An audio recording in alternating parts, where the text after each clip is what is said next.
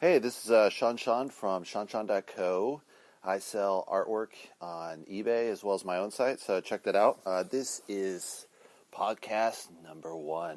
So today I'm going to be reviewing The Art of Forgery by Noah Charney by Faden, the publisher.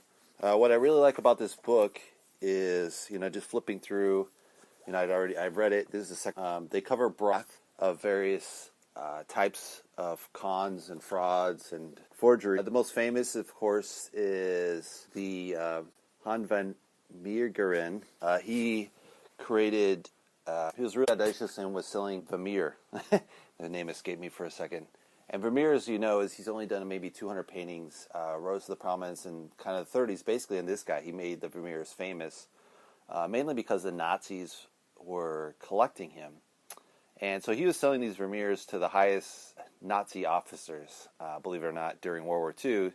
So he could have definitely been deported to the concentration camps if he had been found out. So really audacious. So what happened after the war, they caught, all the bigwigs, and then they're like, let's go after the war criminals. They caught this guy, and he's like, oh, he's selling Dutch artwork. Maybe he's stealing from the Dutch Jews and sold all the artwork to the Nazis. This guy's horrible. And so they took him to the court as a war criminal, and he's going to be hanged. And so he's like, no, I'm a forger. And they're like, no, you're not a forger. You're making that up. And he's like, no, wait, I'll paint. So he really painted a Vermeer copy in court. So that was pretty hilarious. And that's how he proved it. I don't know how they got by, because he has these really droopy eyelids versus Vermeer. I don't know, you can just spot it right away that a lot of the quality just isn't there. Another really great thing that some of these artists do is they'll actually put time bombs in them. So in that essence, what they're doing is, say this Tom Keaton, what he's doing is actually, he's kind of painting like a destructive layer. So if you clean it, actually kind of the whole painting just goes away, which is kind of pretty hilarious. There's another guy, this Italian sculptor, not really finding him right now, but he, kind of pulled this fraud. He did like a fake Greek or Roman statue and sold it to a dealer. The dealer figured it out, but the dealer was like, oh, this is great. We can sell all these fake copies. And so the dealer and him worked together. But the horrible thing is he would give him like 200 lira, right, for the little statue. And then this guy would turn around and sell it for 2,000. And then, he worked up to like $1,000, and he was selling it for 10, 20,000.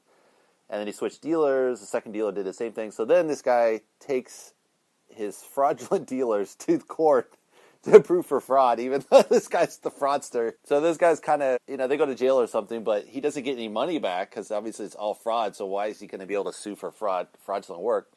And so this guy dies, poor as a pauper, even though he made us great art. Another really great case is Lothar Malscott. He was commissioned with this other guy, Dietrich Fay.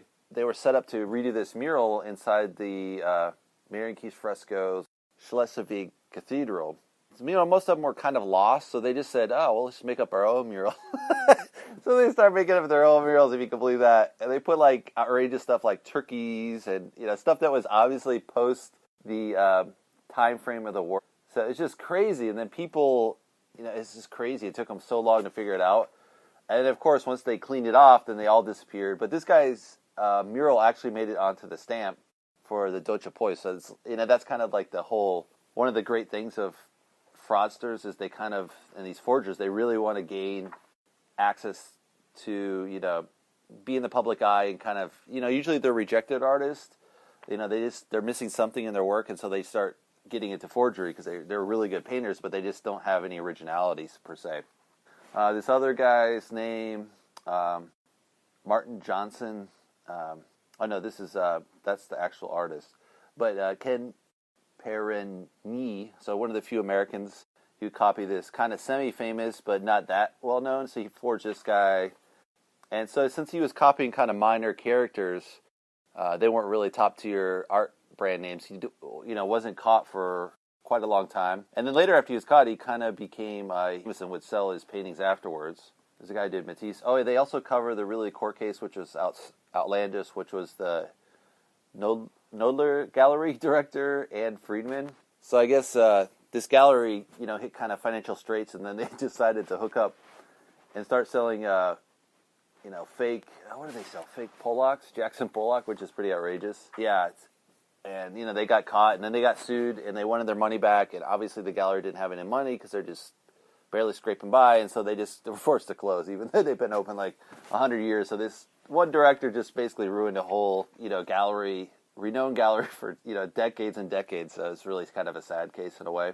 Another really good case, let's see here, flipping through. Yeah, there's a guy who did Van Dyke. Oh, another interesting thing that's at the end of the book, which I didn't cover in my video interview on this, is they talk about other items outside of art. So they also have wine fraud. So most people take like an older bottle of wine, $20, $30, 20-year-old wine, take out the contents, put it with some cheap something similar, and then sell it off.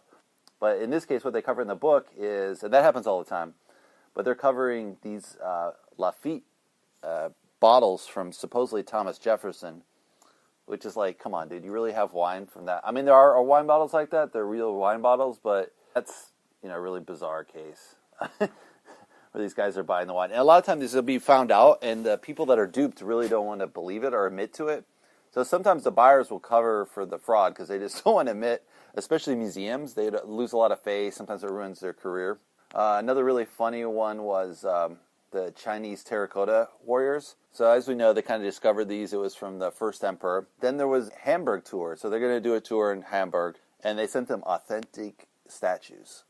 So in Chinese, there's two different words, authentic or antique. Antique is like the real deal. Authentic just means it's high quality, looks exactly the same thing, but it's a brand new make.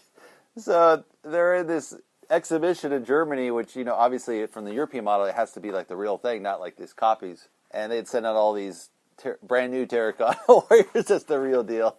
But of course, they look really good, so hey, why not, right? And that's kind of an interesting thing. That's also a serious thing that kind of artists have to deal with in general, is just copy Chinese art. It's been a real tradition, and they're just kind of getting their arms around it, thinking, oh, maybe we should do some copyright protection. But generally, they've always kind of copied artwork for like the Imperial and all that. So they copy Van Gogh's, anything you want. You can order that online if you like that type of copied artwork. And it's pretty high quality sometimes, but you don't, since it's fake, it's kind of like you don't know what you're going to get. Another really crazy one, which they discovered, was the Shroud of Turin, which is supposed to be this cloth that they put on Jesus as, he came out of the tomb, and then they're going to bury him, right? So they have the image of Jesus on it. So they scanned it, and they said, oh, this is interesting. But then if you look at the arms, they're kind of like stick figures. So only the face is in detail, and then the body's kind of like with stick figures attached. So it's obviously just painted on there, but it took like, a long time. They actually, in the 1300s, they were already calling it, hey, this might be fake. But, no one wanted to call it out because people would pray to it and all this craziness. It's like so madly. Another really good one was someone found like the tomb of James Osroy. And this one was really clever fraud in the sense that they used a real kind of funeral box with bones and everything inside it. And what they did is they just inscribed it with, it's the whatever with James related to Jesus, so everyone knew it. But so only the inscriptions knew. Actually, the tomb is real, but it's some, old guy in there who knows who it was. And they have like bones. People have faked connections in humans to like apes and bird species to reptiles. So it had a little bit of everything. So this is a really good introductory book. I'd recommend it. And there's quite a few. They actually the most famous one that I read, what I talked about earlier, was Han van Meer again.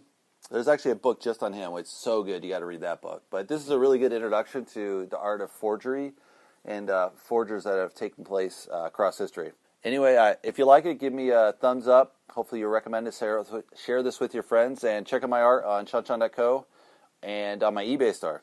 All right, thanks, guys. Bye.